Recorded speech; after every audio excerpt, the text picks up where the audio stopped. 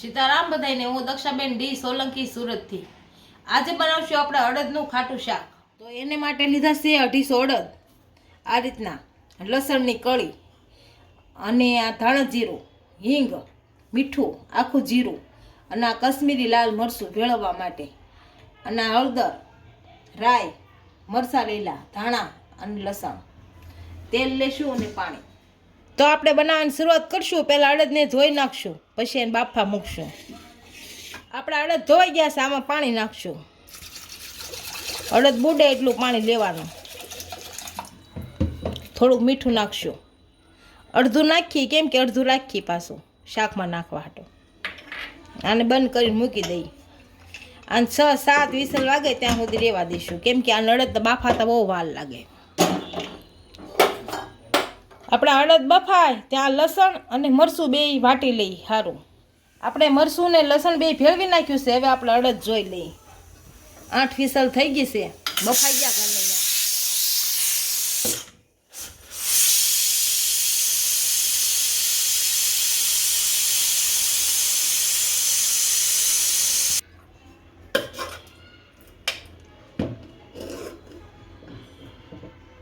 આપણા અડદ બફાઈ ગયા છે સારી રીતના.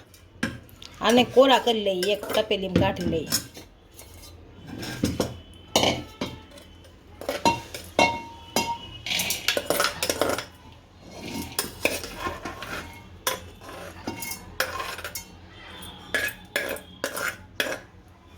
પાણી કાઢી લીધું છે, આમાં બધું આનો વઘાર કરી લઈશું. એક પેન મૂકશું અને ગેસ ચાલુ કરશું. આમાં તેલ નાખશું, 3 થી 4 પાવડા. જે પ્રમાણે આપણે અડદ હોય એ પ્રમાણે શાક તેલ નખાય. આ એક,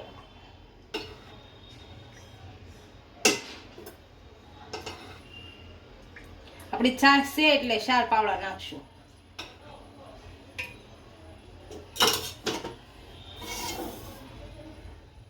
આ મરચામાં આપણે પાણી ભેળવી નાખશું થોડું.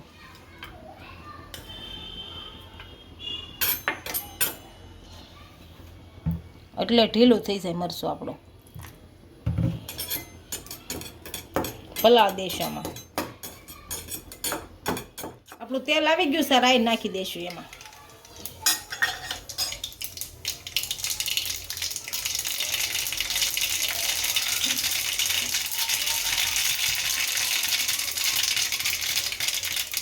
આ હિંગ નાખી દઈશું.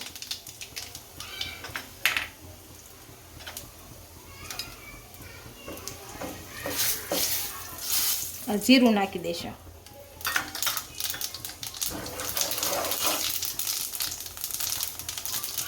હવે લસણ બટકા કરી નાખી દઈશું.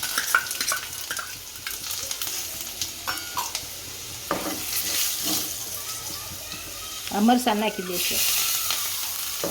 હાલા સાથે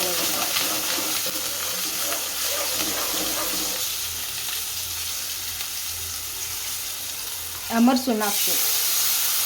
આને ભેળવીને સાદું કરી નાખશું અને કડવા દઈશું.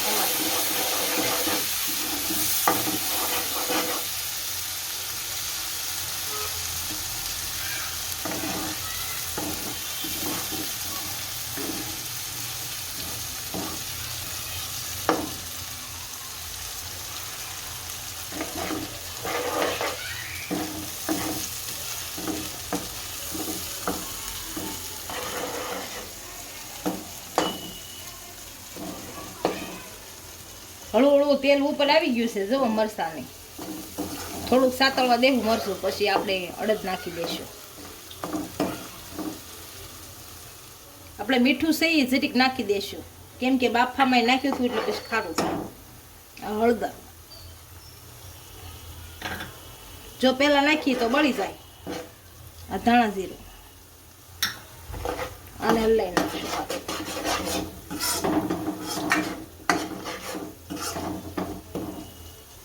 હવે જે આપણે અડદ બાફા છે એ નાખી દઈએ.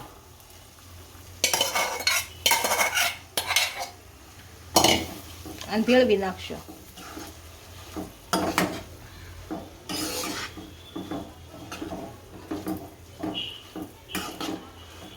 આપણા અડદ હાલા ભળી ગયા છે, હવે છાશ નાખી દઈશું. છાશ હું ભૂલી ગઈ હતી એટલે છાશ લેતા જ તે ભૂલાઈ ગયું. ખાવ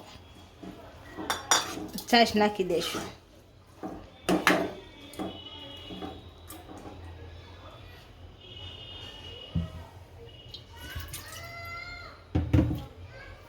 થોડુંક અમથું પાણી નાખશું. બસ આ ઉકળવા દેશું. હવે આપણું શાક ઉકળી ગયું છે.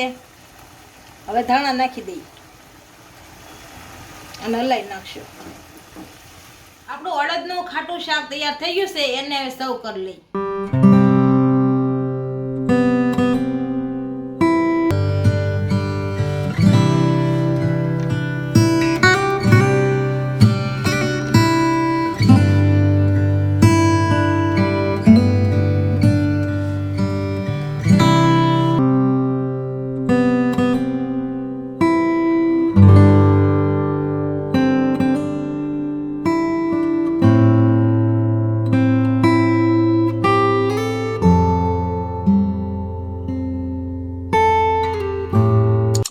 કેજો વિડીયો કેવો લાગ્યો. જો વિડીયો ગમે તો લાઈક શેર અને સબસ્ક્રાઇબ કરી દેજો.